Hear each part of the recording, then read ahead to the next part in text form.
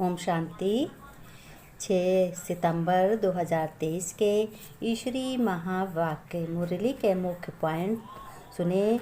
शिव बाबा की, भगवान ईश्वर की ज्ञान को समझें और उसको अपने जीवन में धारण करें। शिव बाबा ने कहा, मेरे प्यारे प्यारे बच्चों, शिकी लगे बच्चों, जग से न्यारे बच्चों, भले पुरुषार्थी हो तुम, लेकिन अभी तक संपूर्ण कोई भी बच्चा बना नहीं है। शिव बाबा ने कहा, कोई पूर्ण बच्चा नहीं बना है, लेकिन कभी कोई बेकायदे चलन नहीं चलनी है बच्चों। फिर शिव बाबा ने कहा, तुम्हें अपने शिव पिता बाप का फरमान को निभाना है। बाप की आज्ञा ना मानना ही बहुत बड़ा पाप है। बाबा ने कहा, सबसे बड़ा पाप कौन है? जब शिव परमपिता परमात्मा यानी भगवान ईश्वर की जब हम बात नहीं मानते हैं, अपनी मनमत पे और लोगों की मनमत पे चलने लगते हैं, तो इससे बड़ा कोई पाप नहीं है।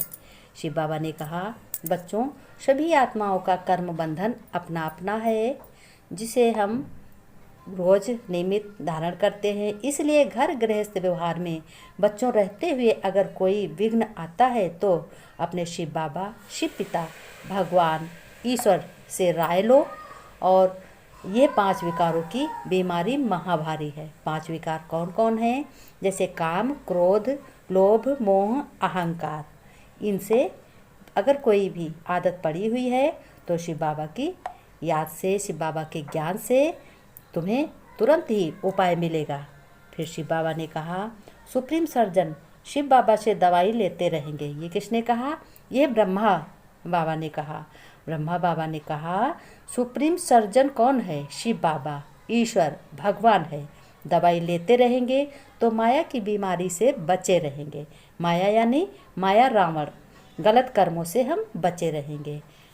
फिर कहा शिव बाबा ने, ज्ञान का सागर जो बच्चों नॉलेज देते हैं, यानी ज्ञान का सागर मैं हूँ, मैं ही तुम्हें नॉलेज देता हूँ।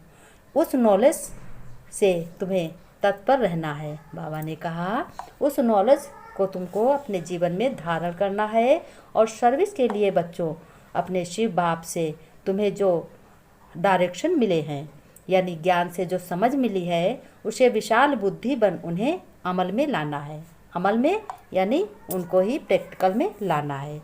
शिव बाबा ने कहा, बच्चों, ये है रावण का राज्य। यहाँ घर घर में एक नहीं, बहुत रावण तैयार हैं। सभी आत्माओं पर विकारों रूपी मैल की छाया पड़ते पड़ते बिल्कुल ही अजामिल बन गई है।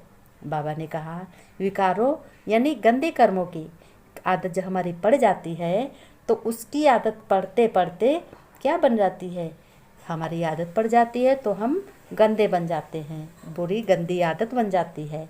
शिव बाबा ने कहा, अजामिल का जो है दिया है दृष्टांत। अजामिल एक पापी था, उसी को शिव बाबा ने कहा उस जैसा बन जाता हूँ। लेकिन बाबा ने कहा, बच्चों, अगर इस महल को तुम्हें उतारना है, बाबा ने बड़े प्यार से समझाया है, मेरे बच्चे, प्यारे बच्चों, आत्माओं, अगर तुम्हें इस महल को उतारना है तो ज्ञान सरोवर में डूबे रहो। ज्ञान मान सरोवर में डूबे रहो, जिसमें स्नान करने से परियां बन जाते हैं। मनुष्य स्नान करता है तो परियां बन जाते हैं। ज्ञान मान सरोवर कौन है?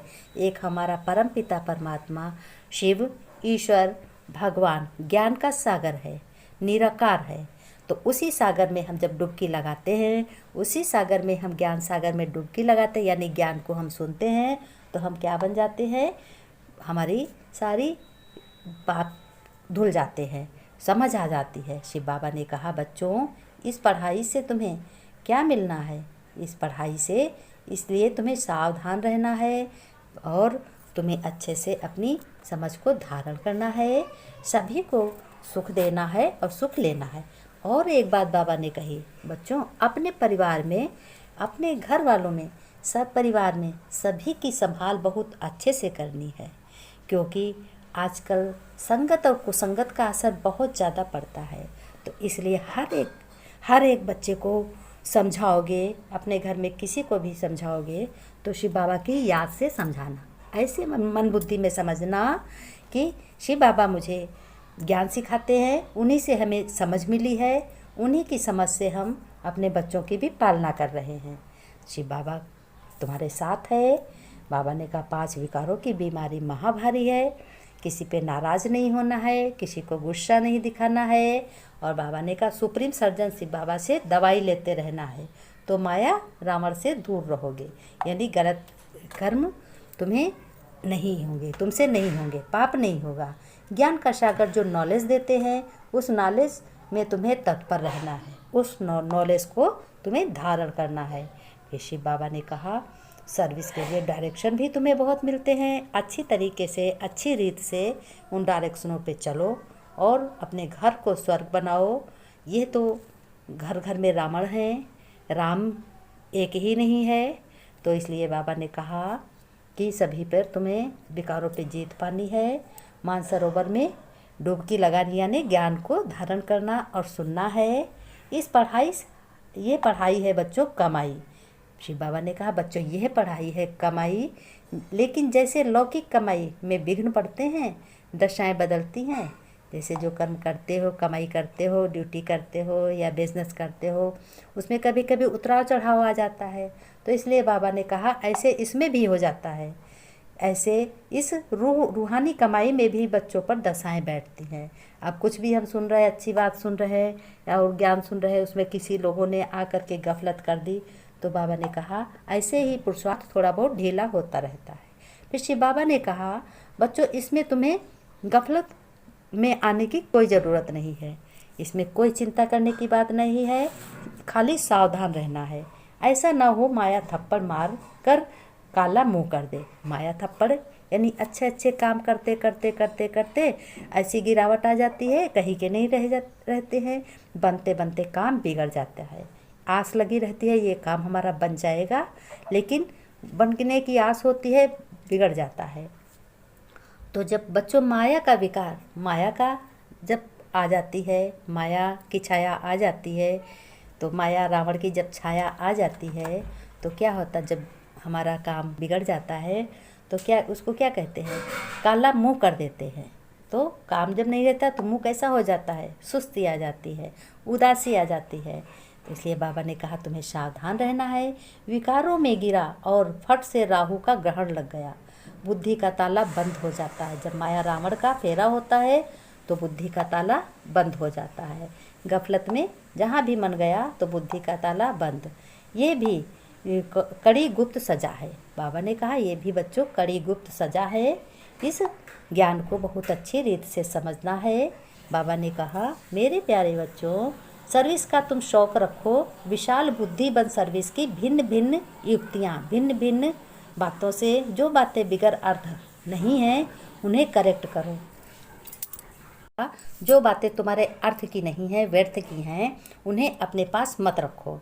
शिव बाबा ने प्रश्न पूछा है जो आत्मा को ग्रहण लगा है, वो पाप बन गई है, उसको साफ कैसे करोगे, उसका क्या साधन है बच्चों? चलो मैं बता दूँ। शिव बाबा ने कहा मैं बताता हूँ, आत्माएं सुनो। उसे ज्ञान मान सरोवर में डुबो दो, ज्ञान सागर में डूबे रहे तो आत्मा की मैल साफ हो जाएगी। यानी बाबा की समझ को हम यूज़ करते रहेंगे और अपना घर का धंधा, घर के काम काज करते रहेंगे तो क्या हो जाएगा, मैल साफ हो जाएगी, मन साफ हो जाएगा। जब मन साफ है तो कठौती में क्या होता है, गंगा होती है, तो सब कुछ हमारा अच्छा होता है और किसी के नफरत और द्वेष भावना नहीं रखनी है। बाबा ने प्रश्न पूछा ब्राह्मणों के लिए सबसे बड़ा पाप कौन सा है? बाबा ने कहा जो बच्चे ज्ञान सुनकर ब्राह्मण बनते हैं, कोई जाति से ब्राह्मण नहीं होता है। जब भगवान के बच्चे बन जाते हैं और भगवान के मुख द्वारा, ब्रह्मा मुख द्वारा ज्ञान सुनते हैं, भगवान तो ब्रह्मा के शरीर में आते हैं, ब्रह्मा को रथ अपना बनाया है, उन्हीं को पुस्तक दी है, उन्हीं से ज्ञान सुनवाते हैं, अपने आप समझ देते हैं। ब्राह्मण अगर बाप की आज्ञा ना माने तो यह बहुत बड़ा पाप है।